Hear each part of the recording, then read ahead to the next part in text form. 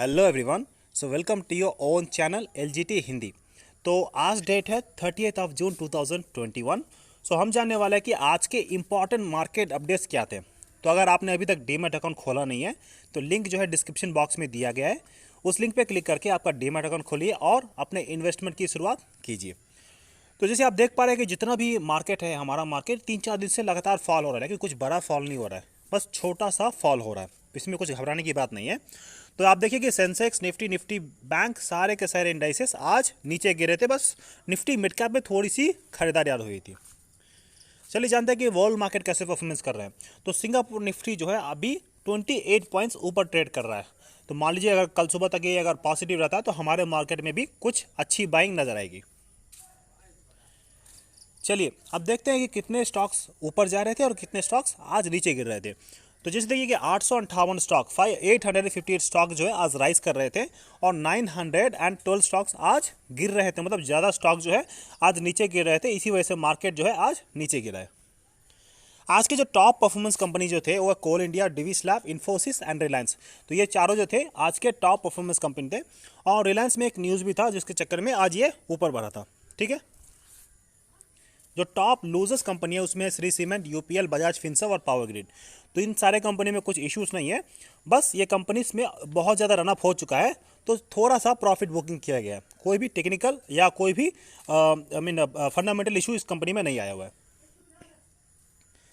चलिए आप जानते हैं कि जो कमोडिटी मार्केट है कैसे परफॉर्मेंस कर रहा है। तो क्रूड ऑयल जो बेसिक्स जो होता है कि इसी से पेट्रोल बनता है, राइट। तो उसका जो प्राइस है 5511, मतलब 84 पॉइंट है आज ऊपर गया है। नेचुरल गैस देखिएगा तो 2% ऊपर गया है। गोल्ड में थोड़ा सा आज बिकवाली दिखा, लेकिन सिल्वर में थोड़ा खरीदारी दिखा है। चलिए यूएस डॉलर के बारे में जानते हैं कि एक यूएस डॉलर कैसे परफॉर्मेंस किया है। तो 11 पॉइंट ऊपर, जैसे 0.14% आज यूएस डॉलर का वैल्यू मार्केट में ऊपर गया है। तो जनरली देखा जाए तो इंडियन रुपीज़ थोड़ा वीक हुआ है क्योंकि इंडियन मार्केट जो है थोड़ा अंडर परफॉर्म कर रहे हैं। चलिए इंपॉर्टेंट मार्केट अपडेट के बारे में जानते हैं। रुचि सोया जो आपको पता होगा कि ये पतंजलि ने एक्वायर किया हुआ है। ठीक है, तो ये कंपनी का प्रॉफिट एक अच्छा है, 314 करोड़ का ये कंपनी ने प्रॉफिट जनरेट किया है, तो एक अच्छी बात है। और जो दूसरी कंपनी है जनरल इंश्योरेंस कंपनी, उन्होंने भी एक अच्छा खासा प्रॉफिट जनरेट किया है, 1991 करोड़ नेट प्रॉफिट मतलब बोले तो कि जितना भी उस कंपनी ने सेल किया है और जितना भी उस कंपनी का एक्सपेंसेस हुआ है, दोनों को अगर आप डिवाइड करोगे या चेंज करोगे तो उसमें जितना भी अमाउंट आपका एक्स्ट्रा आएगा उसको बोलते हैं नेट प्रॉफिट। अपोलो हॉस्पिटल में एक न्यूज़ था कि उन्होंने 200 सेंटर खोले हुए हैं मेगा वैक्सीनेशन के लिए। तो वैक्सीनेशन को तेज़ी करने के लिए ये एक अच्छा स्टेप था। इसी वजह से अपोलो हॉस्पिटल के शेयर में आपको आज तेज़ी भी दिखी होगी। अमेज़न के बारे में आपको पता है कि अमेज़न हमेशा न्यूज़ में रहता है। तो कल अमेज़न में ये न्यूज़ था कि कंपनी जो है सारे एम्प्लॉयज़ को अच्छी तरीके से सैलरी वगैरह प्रोवाइड कर रहा है। आज इसमें एक न्यूज़ है कि अमेज़न जो है अपने डे डिलीवरी, उसी दिन के डिलीवरी में अमेज़न प्राइम मेंबर्स को प्रोवाइड कर रहा है। तो ये भी एक अच्छी फैसिलिटी है जो अमेज़न को अच्छी तरीके से रेवेन्यू में इम्पैक्ट भी करेगा और अच्छा उसको रेवेन्यू इंक्रीज होगा उसका। चलिए IRCTC के बारे में जानते हैं कि मैं नॉर्मली किसी से भी अगर बताऊं तो उससे बोलता हूं कि कोई भी कंपनी में इन्वेस्ट करो तो चेक करो कि वो पब्लिक सेक्टर कंपनी नहीं है, मतलब गवर्नमेंट वाला कंपनी नहीं है। क्योंकि गवर्नमेंट में कुछ ही ऐसा कंपनी है जिसको हम इन्वेस्ट कर सकते हैं, उसमें से IRCTC एक कंपनी है जिसमें मैं खुद इन्वेस्टेड हूँ।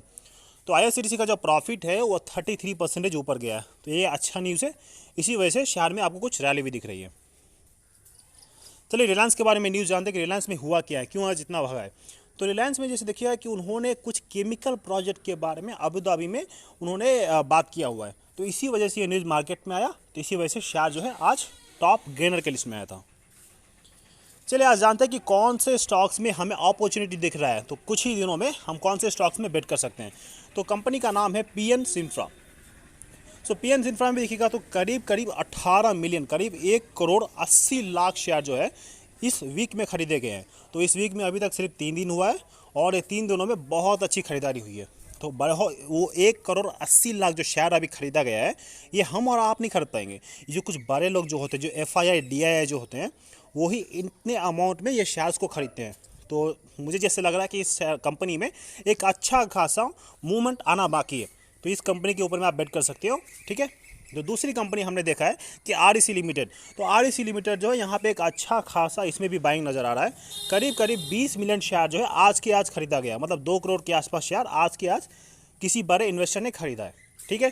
तो ये कंपनी का जो अगर ये इन्होंने 150 का लेवल तोड़ा तो 175 स्ट्रेटली जाएगा ये, तो इसके ऊपर में भी आप बेट कर सकते हैं। तो अभी तक अगर आपने डीमेट अकाउंट नहीं खोला ना, तो मैं दोबारा बोलूँगा कि लिंक जो है डिस्क्रिप्शन बॉक्स में दिया गया है, उस लिंक पे क्लिक करके अकाउंट ओपन कीजिए और सुविधा उठाइए कि इन्वेस्टमेंट में क्या होता है नहीं होता है। So that's all for the day, let's wind up for the day, let's great together.